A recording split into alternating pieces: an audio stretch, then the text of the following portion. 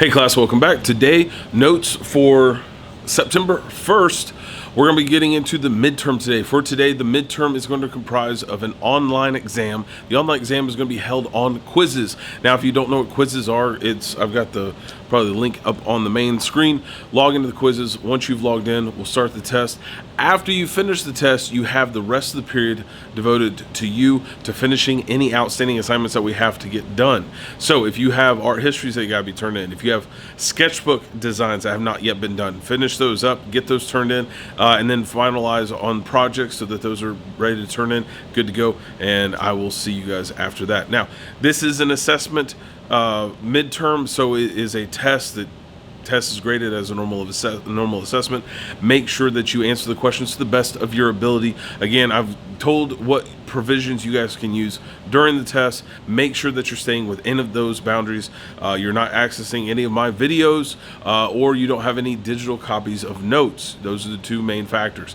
Digital copies of notes you cannot use, or any of my videos. Just reiterating that for you guys.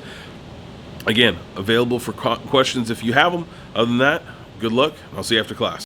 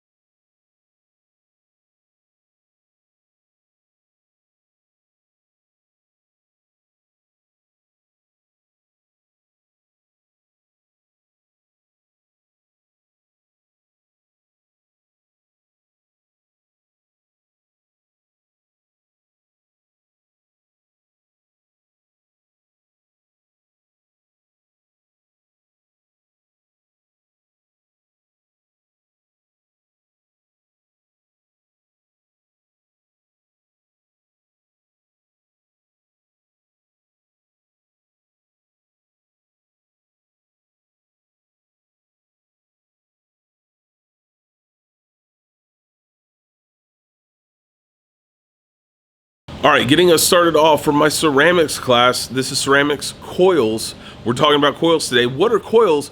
Coil projects that you guys are doing, you have two projects that you're designing. One is the coil vase. For that coil vase, nice tall vase, I want to make sure that you have enough space to properly decorate the outside of that vase structure. Make sure that you have an image that you've researched to bring in so that you have that piece to go on the outside. Remember, you're bringing them into me, or you're going to send me an email so that I can print those things off. Then we're going to transfer those things onto the exterior of the pieces once they come out of the kiln. These ones do have to be fired first, so make sure that you've smoothed those things out. For the coil vase, make sure that you smooth out the interior and the exterior so that both sides are perfectly smooth. This goes for two reasons. Number one, you need a nice smooth finish on the inside and the outside to ensure that all those coils are properly joined together so that you have a nice finished completed vase and all of that works together. Two, second reason that you have to do this is because you want to make sure that you have a nice smooth surface for your decoration component. If you have bumps and ridges in the surface, that will make it a lot harder to do the illustrations on. My best suggestion is to go through the different tools, look at the way that the tools are shaped in the box there. If you need to use a elongated tool to smooth the pieces out, use that to refine over those edges so that it is as smooth as perfectly possible. Look at it from the side, make sure there's no bumps that you're having to really kind of draw and work around. That just makes your life a lot harder, and want to try and minimize that as much as possible. For the coil bowl, that second one there, the coil bowl piece you are building inside of the plastic bowl container, make sure that you've lined it with the newspaper as I've illustrated in my video. Watch the video again if you need more tips, and I want to make sure that those designs that you're doing that we're getting into in just a second, but as you're putting in those coil pieces, that everything goes in a nice even format, because we are going to be decorating the interior of those bowls when we are finished with this project. Now, on to some specifics with that bowl. One of the things that I put on the information there was the exterior of the bowl has to have some sort of a design element to that. The reason that we want to have a design element is because of what we're going to be doing to finish these pieces off. So for the design, your theme is based around symmetrical patterns, symmetry. Everything should have a balance. If it doesn't have a balance, it's going to be off, asymmetrical. We want to make sure these are symmetrical pieces. Now, if you can be divided out 1 and 2, 3 and 4, so like a north and south, east and west kind of structure to it. Or if you want to do 3, you can totally do 3 just the same, but make sure that on those pieces that everything is balanced out from the center point. Make sure everything is equalized out as you go out. On the interior of these bowls, you want to make them as smooth as perfectly possible. Reason we want to make them smooth is so that we can ensure that we can decorate the interior of them just the same. For this, you're going to be doing a lot of coil designs, a lot of coil rolling. As you're rolling out those coils, make sure that you're using this section of the palm of your hand as you're rolling out the coil, because that is what keeps it nice and smooth and even. Consistency is key for all ceramics, very much so for coils, because you want to build up the same amount of thickness across the entire space. All right, good luck, guys, and I will see you guys later at the end of class. So make sure that all those checkpoints are done for the class, and if you have any questions, you know where to find me.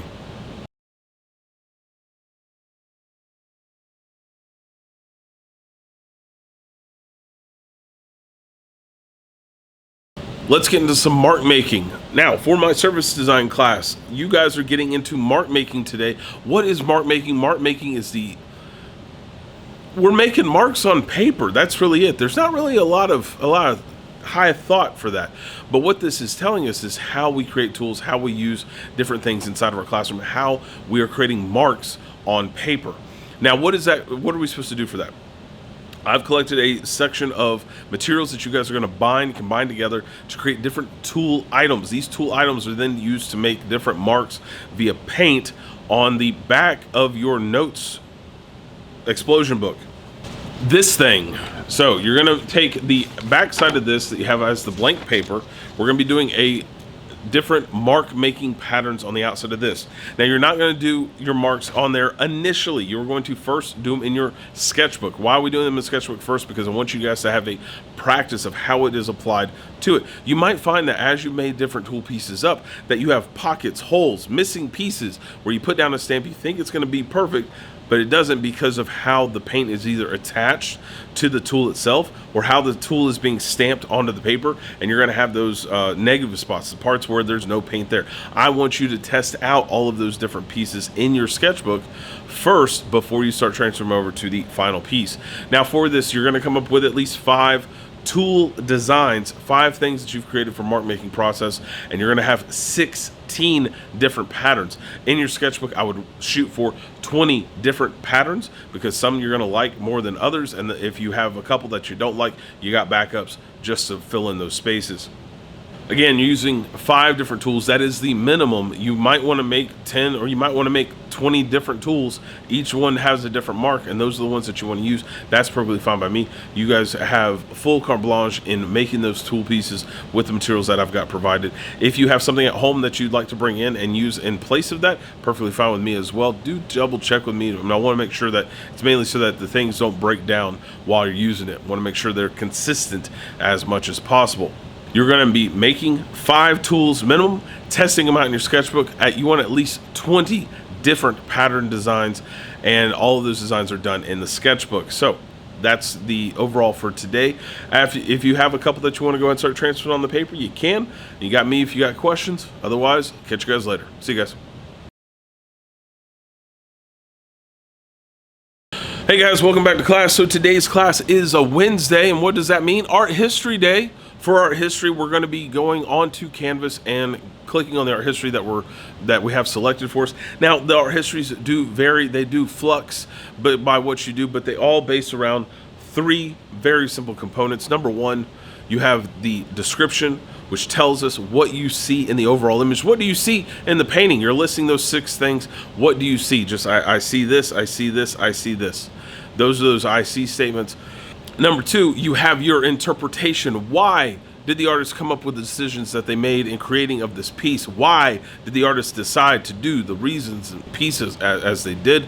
Look these things up. Find a blog, find a video, find some sort of research. Don't use Wikipedia just because it's not a quantifiable quality source for information.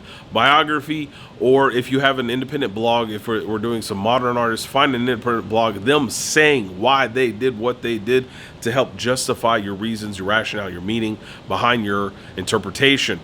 For this 7 to 11 sentences, completed sentences on the overall piece, not I think that they did this because of this, and well, I like it because I like it. Does not make a full sentence structure. What I'll do is I'll probably combine those 3 sections of a sentence into one sentence, and then you have to finish off the other 6 to 10 sentences to finish off that section. Make sure that you're being concise in what you're trying to explain. Again, this is an opinion. As long as I can understand why you think what you think and how you got to that resolve, you have pieces, examples from the image itself, from the artwork that justify your rationale, you got the points. Even if I think you're wrong, you justified it by seeing something in there that you saw, and you want to use that to explain your reasoning, your rationale, you get the points. On to the second one, there is the judgment. The judgment is the number 3rd part there. For the judgment section, you're doing 7 to 11 sentences in this one as well. And for the judgment, you're telling me whether you like the piece, you don't like the piece, falls under the same category as the one before this. Make sure that you have full, completed, thought-out sentences. Use justification of the image or the art, life of the work of the artist, if you've researched more of them, to justify your meanings, whether you like the piece, you don't like the piece.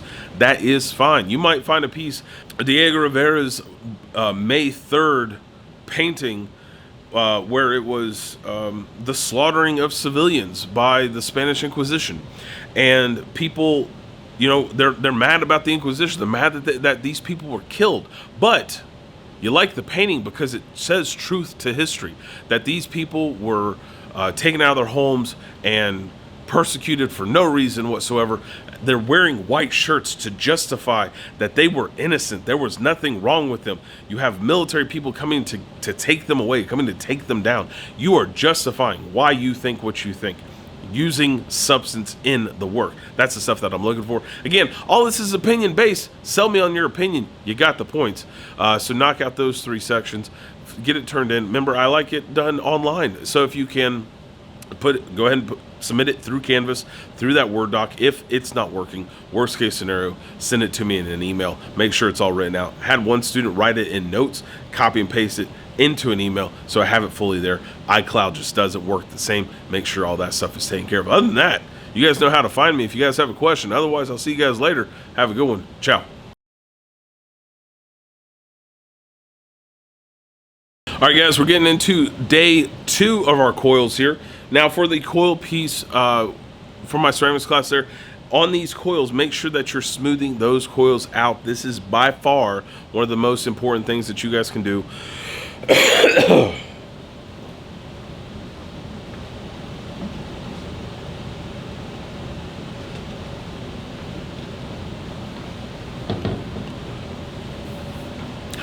This is an integral part of the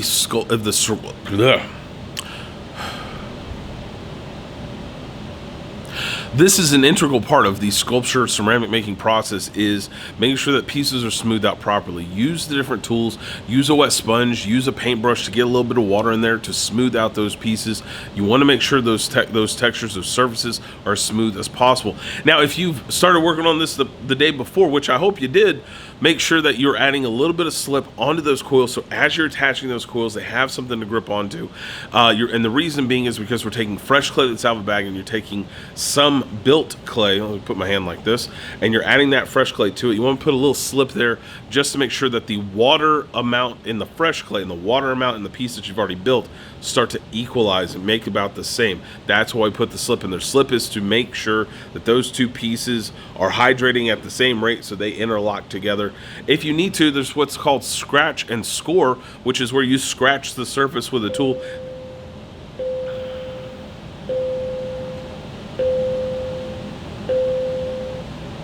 Where you're scratching the surface with a tool, using something to rough up that edge a little bit, put the slip in, so then you're filling up those components and filling up the components with the fresh clay, and you're fusing together and locking together, creating that nice, even, smooth, finished piece.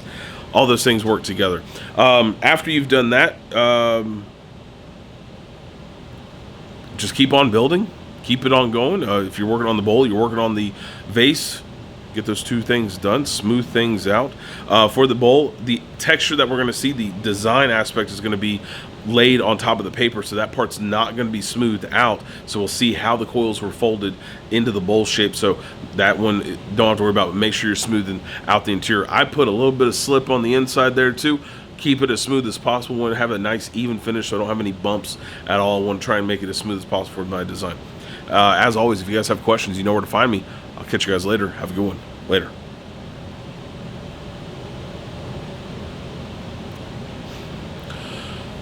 Day 2 of mark making. I hope that you guys had fun last time, because we're going to be redoing it again today. Again, today is a continuation of the day before. You are making the mark making tools. Remember, 5 is the minimum. 20 different designs in your sketchbook. Dip it in paint. See how the mark looks. Test it out. See what you like. See what you don't like. Examine how these marks are made. These are the things that I wanted to really focus on today. Examine how those marks are made. When you put it down on paper, is there parts of the mark that you like or parts of the mark that you don't like? Can you alter it? Can you twist it? Can you bend it? Can you flip it? Can you bop it? We're going to do like a bop it commercial here.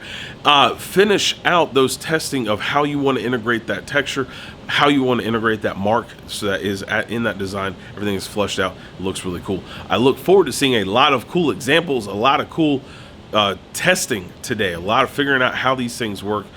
Mix and match colors. Do a different color. Make a color. I only buy primary colors. I buy the flat level of colors so that you guys have to make your own colors. If you need a purple, you got to mix some red, you got to mix some blue, and make the purple that you want. Don't just assume that is going to be there for you. Change up the color spectrum. What do you find interesting? What do you find as integration? How do you want to put that in? You might want to take that mark and overlay them and give 2 different types, 2 different examples, and mix up the colors. That would look really cool. Then you get depth, you get space, you get structure, you get something where there's levels to it. That is interesting.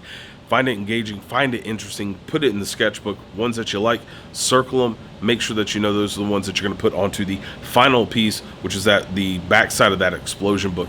Decorate those up. 16 have to be filled in. 20 is the minimum in the sketchbook, so you got some extras to play with.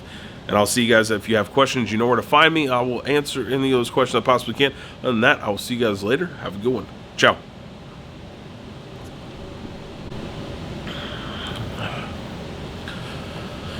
All right, my ceramics class. We're on day 3 of the coil vase piece. Day 4, maybe. We're working on the coil vase. What does that mean? Today, you got to have it done. What are we looking on that coil vase? On the coil vase, again, the interior and the exterior are smoothed out properly. If during the build today you want to take a tool and carve in different designs, different patterns in there, and actually pull some of the clay out, you could totally do that today. The clay should be at what we call the leather hard stage. There's 3 different stages in the raw clay phase. You have raw, fresh clay right out of the bag. Then you have the leather hard phase. The clay should feel cool to the touch. It feels a little bit like leather. There's that softness component. It's still like that dark grayish color because this is the low fire clay. All that stuff has got water in it still, but it's still, you can kind of carve into it without it breaking. Bone dry is where we don't really want to touch it anymore. That's when it is that ashy white color. When you touch it, you get dust on your hands. It's dusty. It's dry. It feels like the desert. Times like that, that's when you want to make sure you're stepping away from the piece altogether and it is done, it is finished. If you're carving your name in the bottom of the piece, which I hope you did already, make sure you do that at the leather hard phase. Do not do it during the bone dry phase. The piece is just too fragile. Don't want you to risk breaking it. During this phase, also in the leather hard phase, you could do two alternating decoration techniques. One is sgraffito, the other one is called mishima. Mishima is a Japanese technique, sgraffito is the Italian technique.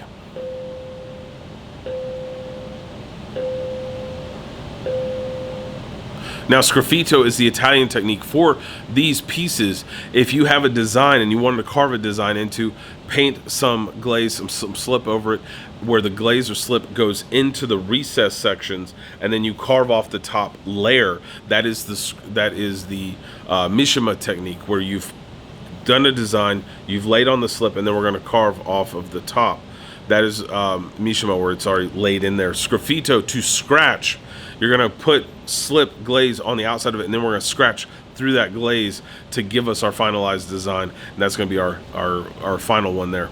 So if you are, however you guys want to play with that to give off your design. Again, these are to accentuate the designs that we're going to be putting on there with glazes afterwards, but just kind of play to it.